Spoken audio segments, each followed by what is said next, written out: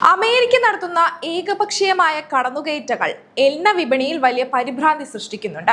ഹോർമൂസിൽ Trump വെച്ച 20% toll വെറും നികുതിയല്ല, അത് ഇന്ത്യയുടെ പോക്കറ്റിന് നേരെ വെച്ച കത്തിയാണ്. ക്രൂഡിന്റെ വില കൂടുന്നു. ഓരോ ഡോളറും നമ്മുടെ പെട്രോൾ ടാങ്കിലും അടുക്കളയിലും തീ കത്തിക്കും. ലോക എണ്ണ വ്യാപാരത്തിന്റെ 20% കടന്നുപോകുന്ന ഹോർമൂസ് കടലിടുക്കിൽ 20% ടോൾ ഏർപ്പെടുത്തണമെന്ന ട്രംപിന്റെ ആവശ്യം ഇന്ത്യക്ക് നേരിട്ടുള്ള തിരിച്ചടിയാണ്. ഇന്ത്യയുടെ എണ്ണ ഇറക്കുമതിയുടെ പകുതിയിലേറെയും സൗദി, ഇറാഖ്, UAE എന്നിവിടങ്ങളിൽ നിന്ന് ഹോർമൂസ് വഴിയാണ് വരുന്നത്. ടോള് വന്നാൽ കപ്പൽ കൂലിയും ഇൻഷുറൻസും കൂടും. അതോടെ ക്രൂഡ് വില ബാരലിന് $10 മുതൽ $15 വരെ ഉയരാൻ സാധ്യതയുണ്ട്. ഇത് ഇന്ത്യയുടെ വാർഷിക ഇന്ധന ബില്ലിൽ $15 മുതൽ $20 ബില്യൺ അധിക ബാധ്യതയുണ്ടാക്കും. പെട്രോൾ, ഡീസൽ, LPG വിലകൾ കുറയും. ഗതാഗത ചെലവ് കൂടുന്നതോടെ അവശ്യ സാധനങ്ങളുടെ വിലയും പൊങ്ങും. പണപ്പെരുപ്പം കൂടും. രൂപ ദുർബലമാകും. സർക്കാരിന്റെ ഫിഷൽ ഡെഫിസിറ്റും സബ്സിഡി ബാധ്യതയും വർദ്ധിക്കും. റഷ്യൻ എണ്ണയിൽ ആശ്രയിച്ചാലും ആഗോള വിലക്കയറ്റത്തിൽ നിന്ന് രക്ഷയില്ല. ഇറാൻ-ഇസ്രായേൽ സംഘർഷത്തിന്റെ പശ്ചാത്തലത്തിൽ ഈ നീക്കം ഭൗമരാഷ്ട്രീയ ടെൻഷൻ കൂടാൻ കാരണമാകും.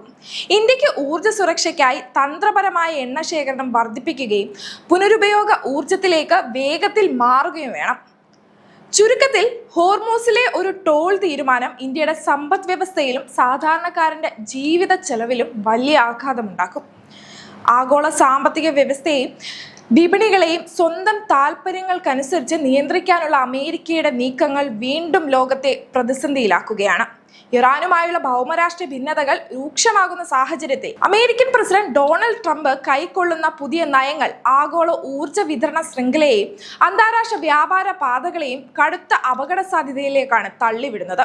ലോകത്തിലെ ഏറ്റവും നിർണായകമായ വ്യാപാര ഇടനാഴികളിലൊന്നിനെ തങ്ങളുടെ സ്വാർത്ഥ രാഷ്ട്രീയ താൽപര്യങ്ങൾക്കായി ഉപയോഗിക്കാനുള്ള അമേരിക്കയുടെ ശ്രമം വികസ്വര രാജ്യങ്ങളുടെ മേൽ വലിയ സാമ്പത്തിക ഭാരമാണ് അടിച്ചേൽപ്പിക്കുന്നത്. ഹോർമൂസ് കടലിടുക്കിലൂടെ കടന്നു പോകുന്ന ചരക്ക് ഗതാഗതത്തിന് മേൽ 20% നികുതി ചുമത്തുമെന്ന ട്രംപിന്റെ പ്രഖ്യാപനം അന്താരാഷ്ട്ര സമൂഹത്തെ ഞെട്ടിപ്പിച്ചിരിക്കുകയാണ്.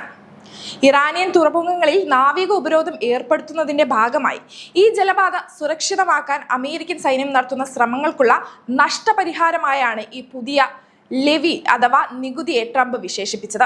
എന്നാൽ ഇത് യഥാർത്ഥത്തിൽ അന്താരാഷ്ട്ര സമുദ്ര വ്യാപാരത്തിന് മേലുള്ള അമേരിക്കൻ ആധിപത്യ സ്ഥാപന ശ്രമം മാത്രമായാണ് വിലയിരുത്തപ്പെടുന്നത്. ഇതിനകം തന്നെ കപ്പലുകൾക്ക് നേരെയുള്ള മിസൈൽ ആക്രമണങ്ങളും സൈനിക നീക്കങ്ങളും കാരണം ഗൾഫ് മേഖല അതീവ സങ്കീർണമായൊരു ഘട്ടത്തിലൂടെയാണ് കടന്നുപോകുന്നത്.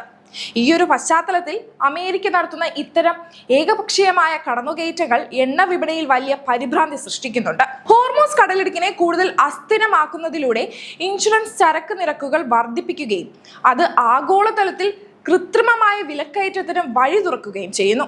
അമേരിക്ക സൃഷ്ടിക്കുന്ന ഈ കൃത്രിമ പ്രതിസന്ധി ഇന്ത്യയെ പോലുള്ള ഒരു വൻ സമ്പദ് വ്യവസ്ഥയെ എങ്ങനെ ബാധിക്കുമെന്ന ചോദ്യം സ്വാഭാവികമായും ഉയരുന്നുണ്ട്. സ്വന്തം ആവശ്യത്തിനുള്ള അസംസ്കൃത എണ്ണയുടെ 90% ഇറക്കുമതി ചെയ്യുന്ന ഇന്ത്യ ലോകത്തിൽ തന്നെ ഏറ്റവും ഉയർന്ന വിപണി ആവശ്യകതയുള്ള രാജ്യങ്ങളിലൊന്നാണ്. അതിനാൽ തന്നെ പശ്ചിമേഷ്യയിൽ ഏത് ചെറിയ ചലനങ്ങളും ഇന്ത്യയുടെ ഇന്ധന ചെലവിനെയും ആഭ്യന്തര വിപണിയെയും സ്വാധീനിക്കാൻ പോകുന്നവയാണ്. ഇന്ത്യയിലേക്ക് എത്തുന്ന ഇന്ധനത്തിന്റെ പ്രധാന പങ്കും ഉദ്ഭവിക്കുന്നത് Iraq, Saudi Arabia, UAE, Kuwait, Qatar തുടങ്ങിയ ഗൾഫ് രാജ്യങ്ങളിൽ നിന്നാണ്.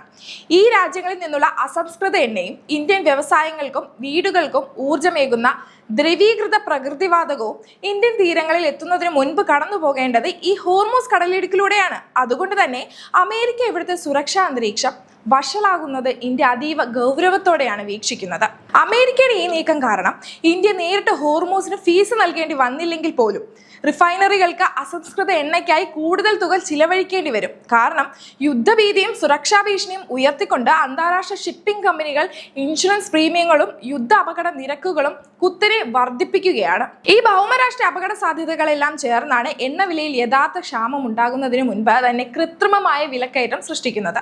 എണ്ണ വിലയിൽ ഉണ്ടാകുന്ന ഇത്തരം വർധനവുകൾ രാജ്യത്തിന്റെ ഇറക്കുമതി ബില്ല് ഉയർത്താൻ കാരണമായേക്കാം. ഇത് കറന്റ് അക്കൗണ്ട് കമ്മിയെയും രൂപയുടെ മൂല്യത്തെയും ബാധിക്കുന്നതിനാൽ റിസർവ് ബാങ്ക് ഓഫ് ഇന്ത്യ പണപ്പെരുപ്പം നിയന്ത്രിക്കാനുള്ള തന്ത്രങ്ങൾ കൂടുതൽ ശക്തമാക്കിയിട്ടുണ്ട്.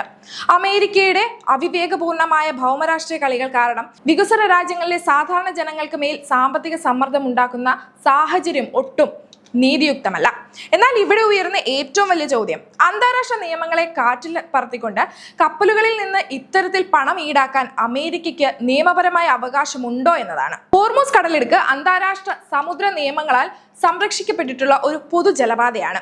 ഏതെങ്കിലും ഒരു രാജ്യത്തിന് തങ്ങളുടെ സൈനിക ശക്തി ഉപയോഗിച്ച് ഇവിടെ ഏകപക്ഷീയമായി ടോൾ പിരിക്കാൻ കഴിയില്ലെന്ന് അന്താരാഷ്ട്ര നിയമ വിദഗ്ധർ വ്യക്തമാക്കുന്നു.